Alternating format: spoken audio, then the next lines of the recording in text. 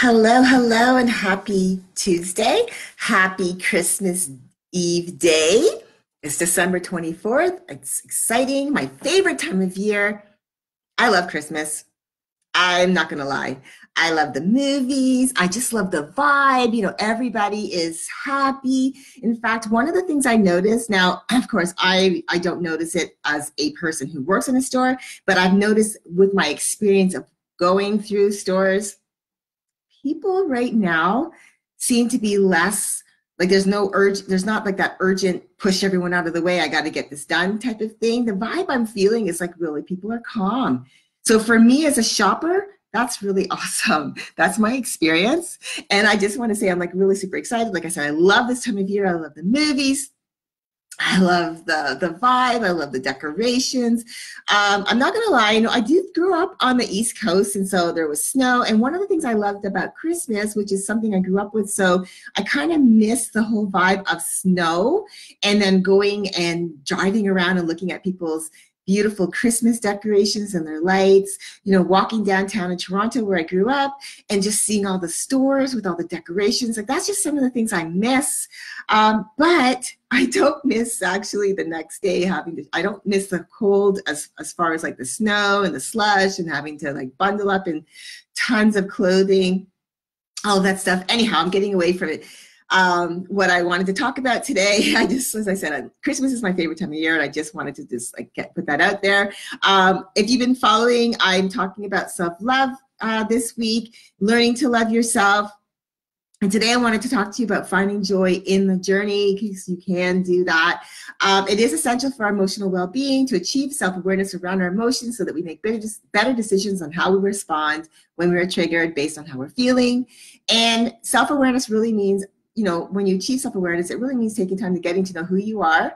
You have to know yourself to the core. Who am I? What do I stand for? Being open to change because change is inevitable, and embracing that pivoting may be part of the process. In fact, it's part of the process that we oftentimes resist along with change, because not only do we not like change, we like things the way they are, every day, this is our routine. We don't like things to change. And then having to pivot, having to do something different, obviously, a lot of the times we don't like that. But I'm here to tell you that when you are open to and accepting that change, and pivoting may be part of your process, you open yourselves up to new opportunities, new connections, things that maybe you were looking for and hoping for. And then by allowing yourself to just embrace that, be open to it, that those things present themselves to you. So just allow that process. Good morning. I'm Leslie Godet. I'm sorry, I'm rushing. I'm an empowerment coach, and I help my clients achieve self-awareness around their emotions so that they can handle their triggers, manage their emotions, and live a more positive life. And as I said, this week is about self-love. Yesterday's topic was about learning to love yourself, how vitally important it is to love yourself fully and wholly, loving every molecule, every hair on your body, loving the skin you are in. When you truly love yourself, who you are, who you present yourself to the world, and who you are truly, you present yourself to the world in a whole different light than when you don't particularly like who you are, right? You'll interact with others more confidently, and you'll have more confidence in the things that you say and you do. And today I want to guide you so that you can find joy in the journey to your own self-love, your journey of self-love. But before I get started, I want to explain to you this cycle that I have behind me. Thank you so much for joining. So I wanted to explain to you what this is. If you've not heard of this, this is called the trigger cycle. What this is something that we go through every day, sometimes multiple times a day. Yes, multiple times a day. So some of you who've jumped on, you know what I'm talking about. When you have kids, you know that they can push your buttons, right? Even the older ones can push your buttons. I know I can push my mom's buttons sometimes. But anyway, so getting back to this, what are triggers? They are things that happen, events that evoke this emotion, an emotion. The emotion, that trigger fuels the emotion. So the emotion is what will drive our response. So how we are feeling based on what's happened will oftentimes drive how we show up and, drive our response, meaning the things that we say and we do. So however we respond is going to give us that reward, which could either be positive or it can be negative. And so some triggers could be like the anniversary date of loss or trauma, a scary news event, maybe the ending of a personal relationship or even a professional relationship. It could be feelings of isolation or overwhelm. Maybe you were teased, judged, criticized, or put down. You could suffer from post-traumatic stress disorder, right? That's really a huge thing. People don't realize just how important that is. It's something that's silent that people don't often talk about. And a lot of people that I know have had to deal with this. And it's a really hard thing to deal with, especially when you're dealing with it on your own, and especially when people judge you for it. So those are some things. Oh, another one could be financial issues. We are in the season of giving. Tomorrow's Christmas. And if you are still shopping and you haven't finished, remember, stick to your budget. The value of your gift should not be based on the dollar value, but on the value of what you're giving with your heart. Okay, so remember that. If you have a budget, stick to it. Do not feel that the quality of your gift comes from the dollar value. It comes from the heartfelt message behind it. So that in a nutshell is what this cycle is. Again, triggers evoke an emotion. They fuel the emotion. The emotion drives our response and the things that we say and we do, and it can be either positive or negative. So with that being said, the road to self-love is which I want to I've been talking to you about. It can be a scary one because it requires you to look inward and face yourself. Like, who are you? What do you stand for? Who do you want to be and how do you want to be seen? We all want to be seen as a good person. We want to be respected by others and we want to be liked. We want to have great relationships. But in order to have all of that, we first must be able to really see ourselves. You have to be able to see yourself. Not just look at yourself in the mirror and say, oh yeah, I see myself. No, you have to really see to the core. You have to respect yourself. You have to like yourself. You have to love yourself. And part of that is having a great relationship with you. Yes, having a relationship with yourself. Like I said, the road can be hard because sometimes we don't particularly like the reflection staring back at us. And we're afraid that if we try, we are going to fail. Now, let me just let you in on a little secret. We only fail ourselves if we give up on ourselves. Okay, so you only fail you if you give up on you. You can find joy in your journey to self-love. So with that being said, here's what I want you to do. Number 1, practice gratitude for yourself. Be thankful and grateful for all that you are, for everything that you do, for everything that you give, and for all that you have. I'm going to repeat that, okay? Because I want you to really let this sink in. Be thankful and grateful for all that you are, okay? You are a great person, okay? You're magnificent. You're unique. You're beautiful. Everyone's unique and beautiful, and I love that, okay? So be grateful and thankful for all that you are. Be grateful and thankful for everything that you do, the things that you do in your life. Be for everything that you give, for when you give with your heart, like we are in the season of giving. Be thankful for that and for all that you have, for all of the things that you have, the little things, no matter how small. Be thankful. If you're a fur baby mom, be thankful for your fur baby. If you have people who look up to you, that you are a mentor, or maybe you are in a managerial position, be thankful for that you are able to give of that, okay? Thank your body for the ability to breathe. Thank your eyes for the ability to see. Yes, remember I said no matter how small. Thank your mind for the ability to think. Thank your ears for the ability to hear, that you're able to hop on and listen and hear me today. Thank your hands for the ability to create. You create every day. And when you are sure, now we talked about this yesterday, when you are sure and confident in your core values, who you are, what you stand for, thank your core values for leading you toward positive experiences and keeping you on your true path, your mission with purpose. Your core values are the things that will help guide you through your life. Practice gratitude by writing down everything that you are grateful for. And then this is the next step I want you. This is what I want you to do. Write everything down that you're grateful for. Take out a sheet of paper right after you finish listening to me and write everything down, okay? This is my homework for you. Write everything down that you're grateful for. And then going forward, I want you to read it every morning before you start your day.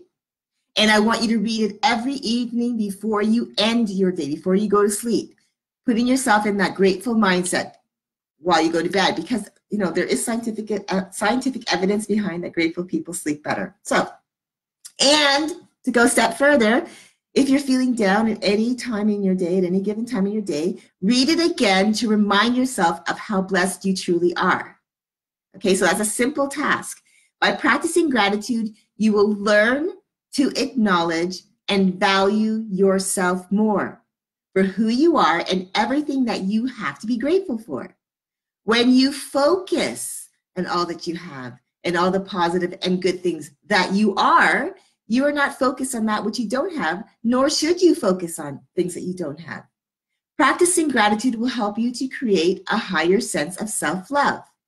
So in essence, you will find joy in your self-love journey by being grateful for all that you are and all that you have.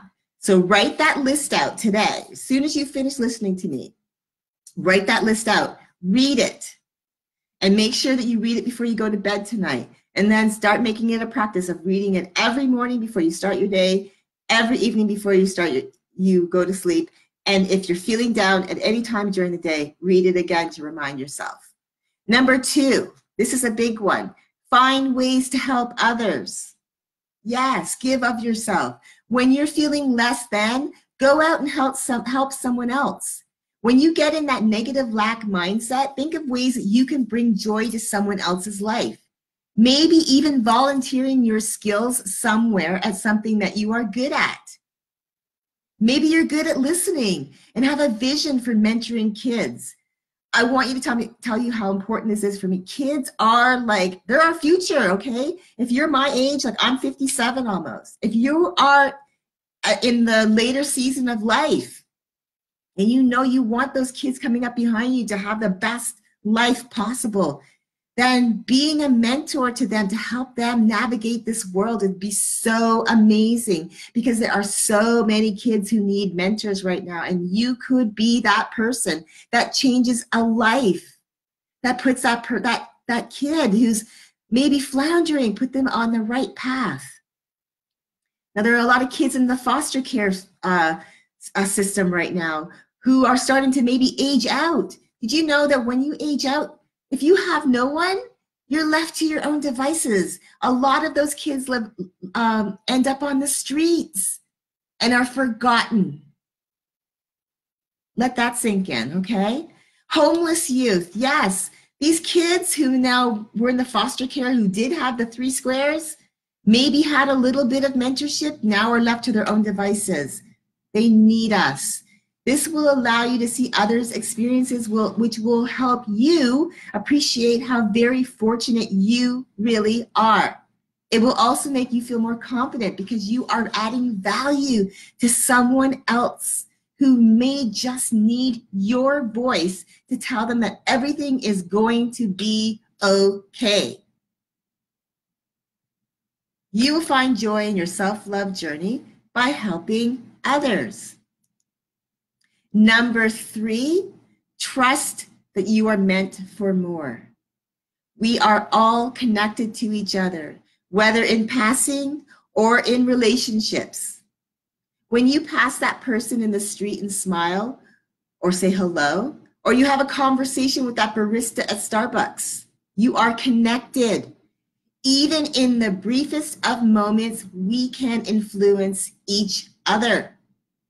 By loving ourselves, we can influence others in how we show up in our world. As humans, we want to be the best versions of ourselves, and we want to be seen that way. We truly want to be seen. Trust that you are worthy and that you are meant for more than just being, than just living, than just existing. Trust that you have a purpose, and that your purpose can bring you great joy and bring great joy to others. Trust that you can be the best version of yourself, and that you can start loving the person looking back at you in the mirror with confidence. You will find joy in your self-love journey by learning to trust that you can influence others through your own self-love of you. So 1, practice gratitude for yourself in all that you are, in all that you have. Make sure you write that list out. Read it every morning. Read it every evening. Read it when you're feeling down. Remind yourself, you have so much to be thankful for. Find ways, number 2, find ways to help others. Be that person that someone else might need to hear from today. I'm sure you could think of one person right now in your life that could really benefit from hearing your voice today, or even seeing a text or an email, a note from you, letting them know that you're thinking of that. Trust that you are meant for more. That's number 3, that we are all connected and that we can, through our own self-love journey, help others. We can influence the world. You can find journey in your journey to self-love. You can find joy in your journey to self-love. It's a road open to every one of us. You just have to decide that you are ready and take the first step. It all begins with loving yourself. And like I said yesterday, it takes courage to believe in you and be okay to look inward at your true self. We all have an inner hero, by the way. If you were wondering, yes, we have an inner villain, the one that talks negatively, and we have an inner hero who talks positive. You know that person. You know you have 2 sides to yourself. You have your negative side and your positive side. We all have an inner hero within each and every one of us, and when we allow ourselves to stare fear in the face, we're open and willing to accept that some things may or some things will have to change. Be okay to pivot if necessary. We are going to open ourselves up to finding the joy and learning to love who we are. Don't let your fear of the unknown or your fear of who you might first see when you look inward, maybe realizing that you have some work to do, don't let that stop you from going on your journey to self-love. Don't be afraid of not having control over how your journey is going to turn out while on your path to loving yourself. Don't try to control every step of the way. You will miss out if you try to control everything. You will learn a lot about yourself, who you are, and what you are capable of. You will learn that you have so much to offer the world if you just believe in you. Fear is powerful, and it can stop you if you listen to it. It can stop you from stepping into your own greatness. It can stop you from allowing yourself to believe that you are worthy and that you are capable. And that's because your inner villain is in control over this, your emotions. Your inner villain does not have to be your master. Empower your inner hero, because your inner hero is waiting for you to say, yes, I am ready. Let's do this. Let's get on this path to self-love. Don't let fear stop you. Be brave for you so that you can start living that life you want to live with more clarity, more focus, and with purpose. Now, in a week, you're going to be waking up. Tomorrow, in a week, you're going to be waking up, entering a new year and a new decade. Now, the question I want to ask you is, do you want to repeat another year or 5 or 10 more years with your emotions managing you because you're letting fear hold you back, keeping you a slave to your emotions, and not allowing yourself to show up as the best version of you to live your life with clarity, focus, and purpose? I hope that you say yes to you. I really do. And for extra support, I'd love to hop on a call with you to see how I can support you in your journey to self-love. I want you to have the best 2020. Actually, I want you to have the best life going forward that you've always seen for yourself, but you've never taken that first step. I put a link in the title notes so that you can set up a free call with me. I want to help you get on that right footing to start off your new year, this new decade, living your life with clarity, confidence, commitment, happier, content, and most importantly, loving yourself. Remember, time waits for no one. The time is now for you to step up to the plate for you. Your inner hero is counting on you to start believing in yourself. So are you ready to start loving yourself so that you can take back control over this piece and empower your inner hero so you can start living that life? Or are you okay to keep going the way it is right now with your inner villain in control of your emotions that are managing you? Because this happens every day, sometimes multiple times a day. It's up to you. Thanks again for watching, whether you are on here live or watching it back. I truly appreciate your support.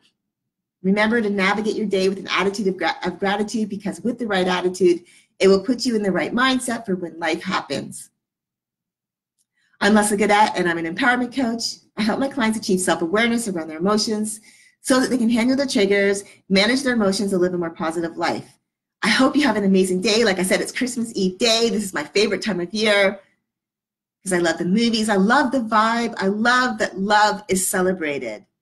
I hope that you have a wonderful day, and I wish you all happy, happy, happy holidays, and I will talk to you again soon. Bye for now.